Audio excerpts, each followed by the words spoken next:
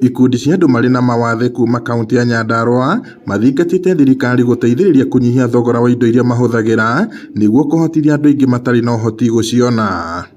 Gũkĩrĩ ũguo, thirikari ya kaunti ya Nyandarua ĩranĩire kũnyitanĩra na ikundi cia andũ kĩũmbe hamwe na honge cia kũrũmbũiya andũ marĩ na mawathe ngũrani nĩguo kũhota gũkinyĩra andũ aingĩ marĩ na mabataro matiganĩte.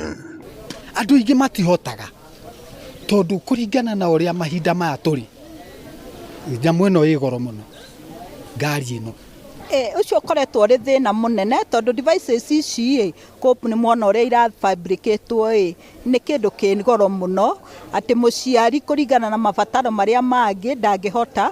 Koguo uria ngiuria ni horo wa SHA ino ni tweritwo ati ni gakorwo na component ya guteithiriria horo wa devices especially wheelchair devices ici uguo turaheana guku guo ni devices cia goro muno na nikio governor athiete agetha partners tondu wheelchair mweta ici quality ino turamahe guku guo ni wheelchair cia besha nyingi na andu aya uguo meyumiritie ni andu athi aingĩ matirarĩ na nginya wheelchairs na ni undu ukoretwo na impact nene muno. The government can assist in making them affordable because for Hope Mobility Kenya we do not sell the devices. They are very costly, on average about 40,000 plus for a basic wheelchair, and we do not sell those devices. We give to the beneficiary for free.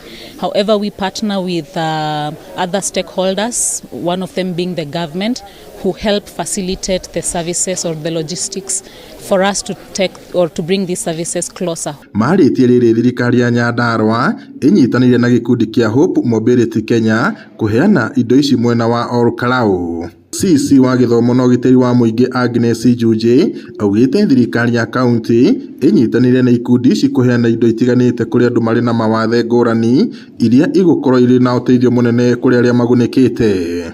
Tarĩu ũngĩthiĩ nduka-inĩ by the way ona mĩtĩ ĩno ya gũtembea ũguo kũria thogora ũgũre ni ũkũigua mũndũ ũcio arĩ henaga thogora.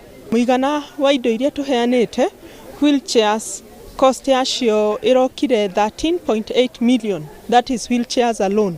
Oho ni hararĩ na walking stick andu arĩa makona thĩna wa magũrũ na other devices ici cia magũrũ mana iria citumagũrwo makĩria ni andu aya elderly. Specialize in mobility devices. Currently we are hoping to start a prosthetic and orthotic provision. Yes. Ikundi ici ciugĩte indo iria mahũthagĩra irĩ na thogora wa igũrũ, ũndũ ũrĩa aingĩ ao matangĩhota gũkinyĩrwo nĩcio, rĩu makĩũria thirikari kũmeciria na ritho rĩa tha. Ngiribota Inooro TV kuma Olkalau, gũkũ nĩ kaunti-inĩ ya Nyandarua, njĩtagwo Peter Mwangi.